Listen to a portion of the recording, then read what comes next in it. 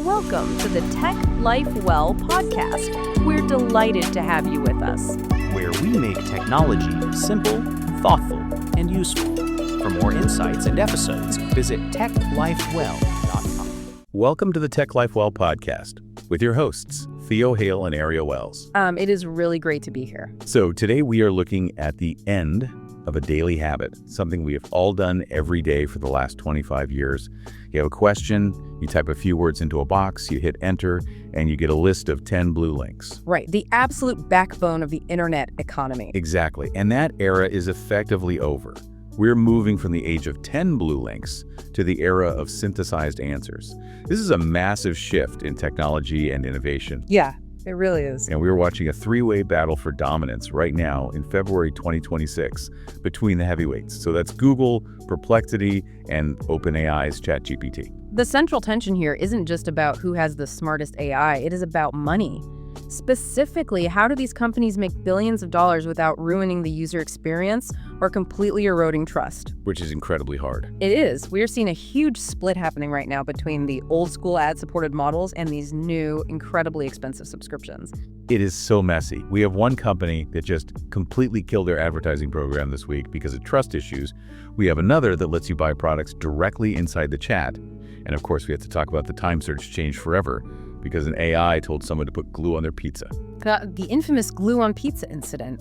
It sounds funny, but it actually explains so much about how this technology works and how it fails. And I cannot wait to get into that. Yeah. It is wild to think that something as basic as searching for info is going through such a massive identity crisis. So let's jump into this deep dive. For the listener who maybe just uses Google and doesn't think twice about it, help us visualize the fundamental difference between traditional search and this AI search. Well, it is a shift from retrieval to synthesis. In the old model, the search engine acted like a librarian. Okay. You asked a question and it pointed to a shelf of books. Those are the websites. It was your job to pull the books, read them, and figure out the answer. Right, which usually means I am opening 5 different tabs just to figure out which camera has the best battery life. Yeah. And I'm trying to ignore the pop-up ads while I do it. Yeah, you are doing the heavy lifting. Exactly. You are the one synthesizing the information. AI search flips that entirely. The AI acts as your research assistant. It goes to the shelf, reads the books, ignores the fluff, and writes you a single narrative answer. So it's not a list. No, it's not a list at all. It's a conversation. The industry actually calls this conversational discovery. So instead of trying to find the perfect keyword combination like best DSLR camera under 500 battery life, I'm just talking to it normally. You are iterating. So you might ask for the camera recommendation and then say, okay, now compare that to the Nikon model. Or plan a photo shoot trip based on that camera. Exactly. You aren't restarting the search every time, you're building on it. And the scale of this change is just staggering. I mean, I was looking at the Google blog updates this morning, and they have expanded these AI overviews to over 200 countries and territories. That is right. It is in more than 40 languages now. Arabic, Chinese, Malay, Urdu. This isn't some beta test anymore. No, and the usage numbers back that up completely. Google is seeing over 1 billion global users interacting with AI overviews every single month. That is a massive chunk of the human population shifting how they learn. It is the standard now. And they are integrating Gemini 2.5, which is their most intelligent model, specifically into US search to handle complex questions. Because people actually like it better. Right? Yeah. The data shows user satisfaction is actually higher. People are searching more often when the AI helps them because it removes that friction of clicking through tabs. But here's where the rubber meets the road. If the AI is answering the question directly for you, where do the ads go? That is the multi-billion-dollar question right there. Because if I don't click a blue link, I don't see the banner ad on the website. And more importantly for Google, I don't see the sponsored link at the top of the results page. Which brings us to the monetization wars. It is the core conflict of this entire generation of tech. Ads inherently conflict with the perceived neutrality of an answer. Right, because if I ask an AI, what is the best running shoe? And it gives me a specific brand, I immediately have to wonder, is that the best shoe based on the data? Or is that the best shoe based on who paid the most? And this week, we got a huge answer from one of the players regarding that exact tension. We really have to talk about Perplexity. Yes, this was the big scoop. Perplexity has been the darling of the answer engine world.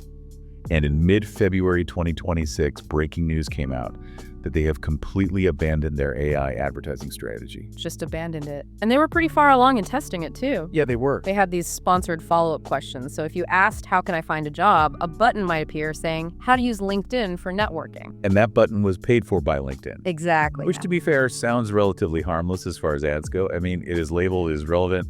Why kill it? The executive cited trust worries. But we need to dig into the psychology of that. When you use a traditional search engine, you expect ads. Sure. You know it is a directory. But when you use an AI answer engine, you are treating it like an expert. You're treating it like a doctor or financial advisor. And you don't want your doctor prescribing a pill just because the pharmaceutical rep bought them lunch. Precisely. If there is even a hint that the answer is influenced by a commercial deal, the user's trust evaporates.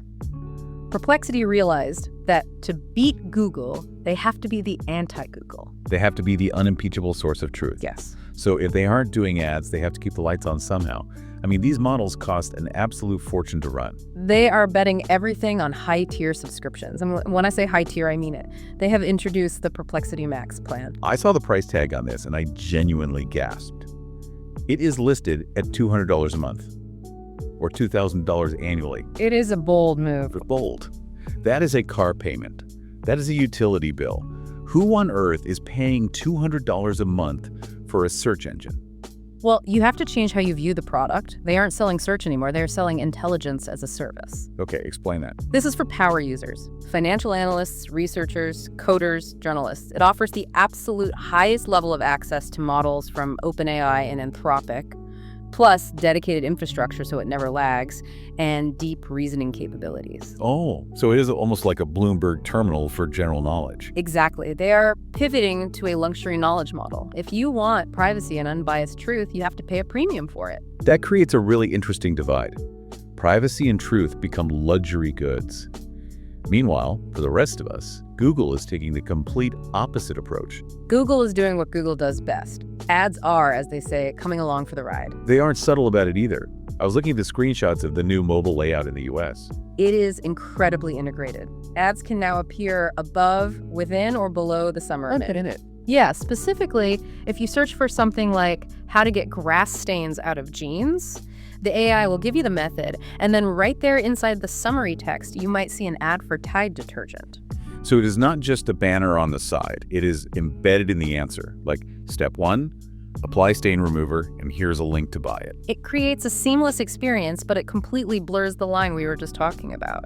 Is the AI suggesting Tide because it is chemically the best for grass, or because the ad slot was available? And Google's rationale is simply that they have to put the ads where the eyes are. If we aren't looking at the blue links anymore, the ads have to move into the chat.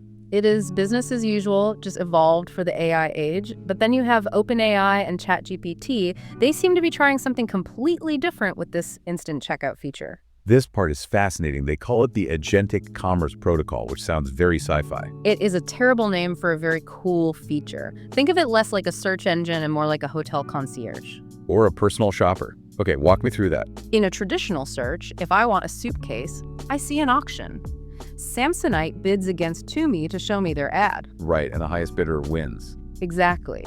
In this agentic model, the AI acts on your behalf. You say, I need a durable carry-on under $300 that fits in an overhead bin. Okay. The AI scans the inventory of its partners, finds the actual best match based on your criteria, not the highest bidder, and presents it to you. And the instant checkout part?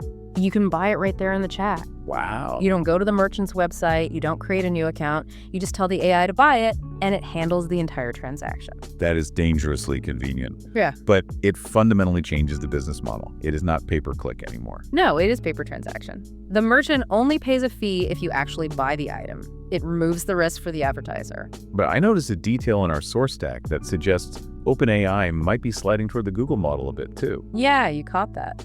Despite earlier resistance, as of February 2026, reports indicate OpenAI has actually started showing ads to free and low-tier users. The slippery slope. Indeed. And it is worth noting that Anthropic, the makers of the Claude model, publicly mocks this move. Really? Yeah, they argued that ads break the helpful assistant trust. They are positioning themselves closer to Perplexity, unbiased, paid, private. It really is a war for the soul of search. But speaking of trust, we cannot talk about AI search without talking about when it goes wrong. Because when these things fail, they don't just fail quietly. No, they fail spectacularly. We have to discuss the pizza. The glue-on pizza incident. This is my favorite story in tech. For those listeners who somehow missed this, Google's AI overview once famously suggested that if your cheese is sliding off your pizza, you should add about 1/8 of a cup of non-toxic glue to the sauce. Just to give it more tackiness. Right, and it was delivered with such authority. And in the same week, it mentioned that eating rocks was a good source of minerals. Geologists recommend eating at least one small rock per day. Which is just incredible. Now, we laugh because it is absurd. But you made a point in your notes that this isn't just a funny glitch. It reveals a massive vulnerability in how these systems actually work. It comes down to something called data voids. What is a data void? It is a topic where there simply isn't much serious information on the web. Think about it. Practically no doctor or chef writes serious articles on how many rocks to eat or putting glue in sauce. Because it is a stupid question. Exactly. But there was content about it out there. It came from The Onion. It came from Reddit threads where people were just joking around. But the AI didn't get the joke. It didn't. AI models are statistically brilliant, but completely humorless. It saw text that looked like an answer, and because it was the only content in that void, it treated satire as fact. That is actually kind of terrifying when you think about it. It means the AI is only as smart as the content it reads, and it cannot always distinguish between a medical journal and a literal joke on Reddit. Well, Google has made significant technical improvements since then to detect these nonsensical queries and limit satire in factual overviews, but it really highlights the fact-check challenge. Because the answers sound so good. It uses perfect grammar. It sounds like a confident expert telling you to eat rocks. That is the trust gap. Errors are harder to spot when the delivery is flawless. So, for our listeners, there are 2 golden rules for using these tools safely. First is link-first verification. Meaning what exactly? In the old days, you trusted the source because you chose the website, you clicked on the Mayo Clinic link yourself. Now, the AI chooses for you, so you must look at the citations. Okay. Google now highlights links. Perplexity and ChatGPT surface citations. Don't just read the text, click the little number. You have to check the work. Exactly. If the citation is a random blog you have never heard of, or if it circles back to a Reddit thread, treat it with extreme skepticism. And the second rule? Source diversity. If an answer relies on a single outlet to make a claim, be careful. If it cites 5 different reputable sources, you are on much safer ground. Okay, so we know how this affects us as users. We get faster answers, but we have to be on guard for glue-based recipes. But I want to zoom out for a second. What does this do to the rest of the internet? This is the so what for the ecosystem. We call it collateral damage. Because if I am getting my answer from the summary at the top of the page, I am not visiting the website that actually wrote the article. Correct. And the estimates are pretty grim. Some reports suggest AI overviews could drop publisher traffic by around 25%. A quarter of their audience just gone overnight.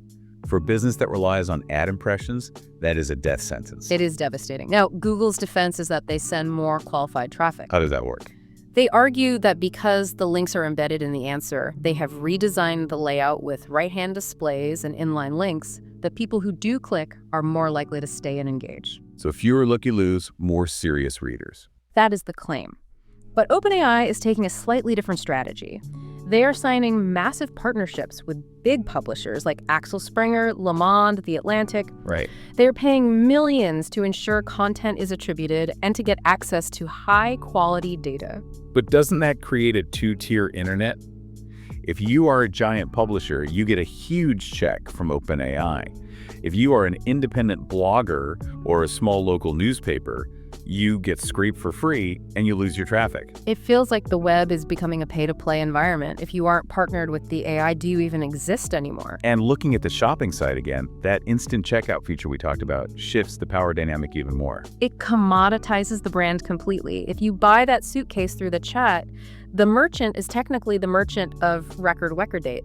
They ship it, they handle returns, but the interface is owned by the AI. Yeah. You never visit the merchant's website. You don't see their branding, their other products, their newsletter sign up. You are a customer of the AI, not the store. Exactly. It strips away the brand identity and turns everything into a generic commodity. This leads to a really disturbing thought that you touched on in the research notes. We call it the Ouroboros effect, the snake eating its own tail.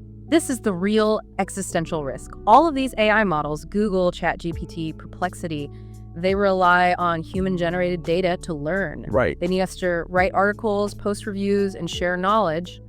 But if the AI answers every question directly and stops sending traffic to the websites, those websites lose revenue. They fire their writers. They shut down. The well runs dry. Or worse, the content that replaces it is written by other AIs because it is cheaper. Oh, wow. So you have an AI scraping the web, reading articles written by another AI to summarize them for a human who never clicks a link anyway. It is a closed loop.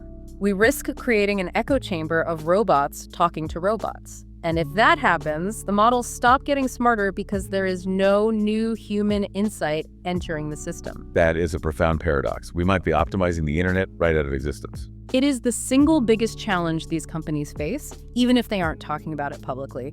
They need the ecosystem to survive, but their product is essentially designed to bypass it.